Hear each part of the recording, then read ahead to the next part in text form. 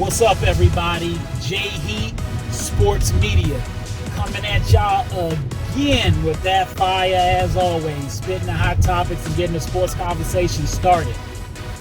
We at it again, the top boxers, professional boxers in the world. I counted down to number 18 on my last video. It's time to talk about a few others. Let's get into it. Countdown of the 25 greatest boxers in the world today, currently. I was on number 18, moving to number 17 now. We're going to start with the brother from Britain in the heavyweight division, Anthony Joshua. He's the biggest draw, or one of the three biggest draws in boxing, even today, being that he's not a champion. Got a fight coming up pretty soon against Orlando Usyk. Should be pretty good, the rematch. Anthony's had 2 losses in his career so far. The one was a last-minute switch-up with Andy Ruiz, which he avenged after having some time to study Andy and get it right. Outboxed him in that fight. And then after that, he got just completely beat, outboxed by Usyk in their last fight just at the end of 2021. He's been training with fighters from all around the United States, trying to switch up his style a little bit, work on his boxing skill. I think personally for him to beat Usyk, if he can beat him, he's going to have to combine some boxing with just going right at him and trying to knock him out. He's probably the second hardest hitter in the sport of boxing after Deontay Wilder. He's knocked out all of his fighters except for 2. 24 wins, 22 by way of knockout. But Usyk's going to be the challenge of his life. Both of them are gold medalists, both are skilled, both are some of the best boxers in the world. Make sure you check it out. At number 16, we got to talk about the guy that just fought. Hopefully you caught Tank Gervonta Davis, or Gervonta Tank Davis. Tank is fighting at 135 pounds, but he has fought at 130 and 140 as well. He's best at 135. And now he's looking, he says, to really take on some of the big competition there in a division that has some of the best competition there is. So make sure you check out Tank Gervonta Davis when he fights again. If you missed his fight before, then he was fighting Rolly Romero from his stable with Floyd Mayweather. When he fought Rolly, that fight only went 6 rounds, which most people pretty much thought was the case.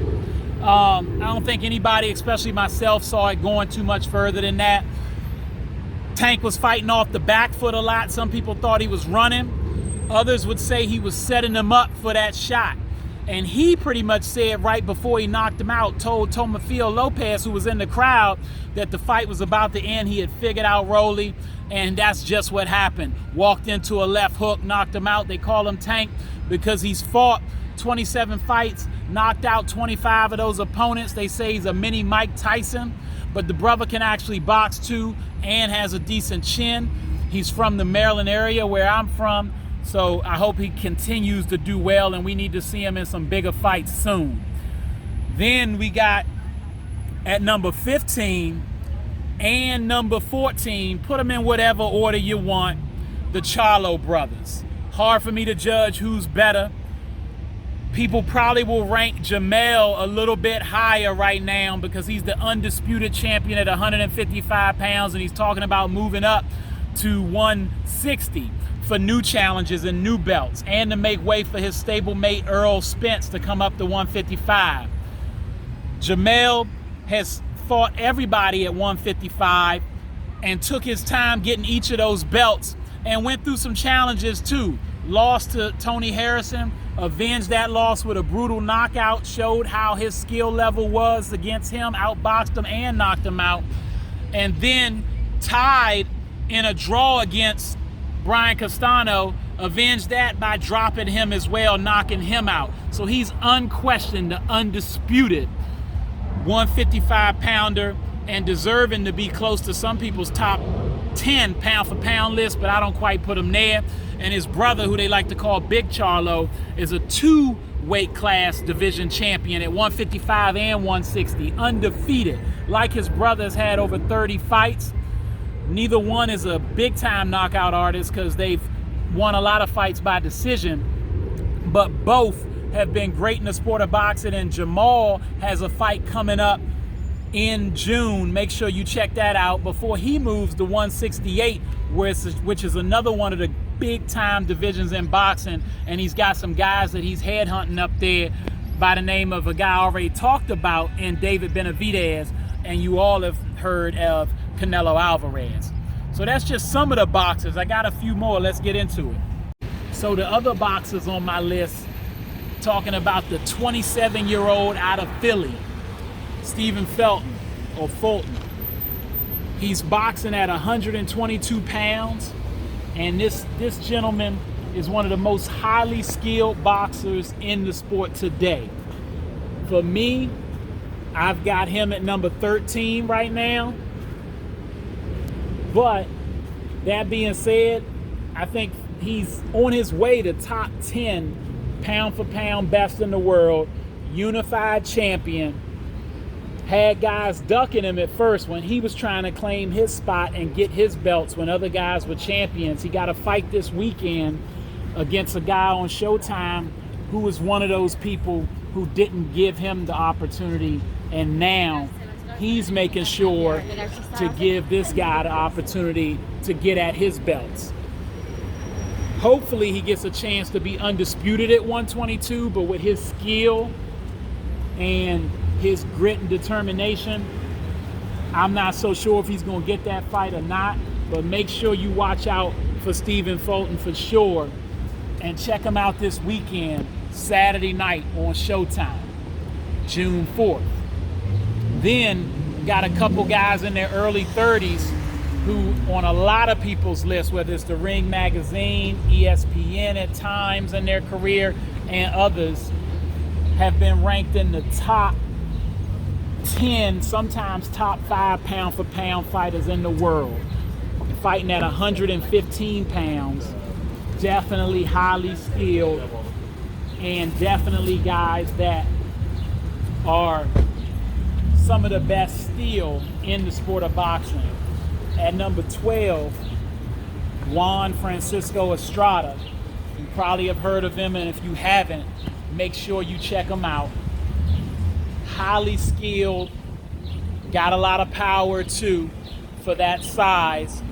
Has fought over 40 fights, knocked out 28 of those guys, and right now is a unified champion at 115 pounds.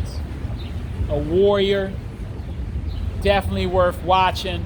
And he most recently fought the guy I got at number 11, Roman Gonzalez, also known as Chocolatito or Chocolito. Roman Gonzalez, a lot of skill, a lot of power, both hands, and a guy who was once ranked number 1 pound for pound in the world, and still, even after fighting Estrada in a fight in which he lost split decision, in some people's lists he's ranked above Estrada because it was considered one of the fights of the year. And a lot of people thought that Roman Gonzalez actually won the fight, even though he didn't get the decision. It was their second match because they had fought already back in 2012, in which Gonzalez did beat him by unanimous decision. But this time it went the other way. Both guys, like I said, you can put in your top 10 easily. I got him at number 12 for Estrada, number 11 for Roman Gonzalez. Top 25 best boxers in the world. Make sure you check out both of these two fighters in their next fight, because they're spectacular. And sometimes the guys that fight at those smaller weight classes, 125 and under, are some of the most entertaining fights to see if you don't watch boxing. Highly skilled, a lot of speed and power. So check them out. This is my list for right now. I still got my top 10 coming. Holla at y'all when we get to the top 10. All right, that's all the time I got. Y'all know what it is. J Heat Sports Media. Remember to like, subscribe, and hit the bell on YouTube. Let's get these subscribers up. Please comment. I love to go back and forth, so feel free to chime in on your thoughts and opinions. Also, at the Vault JMU414 on Twitter. I'm on Instagram as well. And of course, what's up, TikTok? I'll holler at y'all next time.